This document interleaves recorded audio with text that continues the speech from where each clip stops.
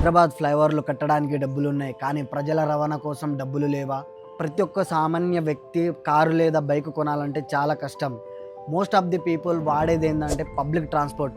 జాబ్కి వెళ్ళే వాళ్ళు కానీ, విద్యార్థులు కానీ, సామాన్య ప్రజలు కానీ వాడేది పబ్లిక్ ట్రాన్స్పోర్ట్. దీన్ని మనం పెంచాలి కానీ దాన్ని తగ్గించుకుంటూ వస్తున్నాం. చాలామంది గంటల తరబడి నిలబడి వెయిట్ చేస్తూ బస్సుల కోసం కొట్లాడుతున్నారు. బస్సులు పెంచాలి.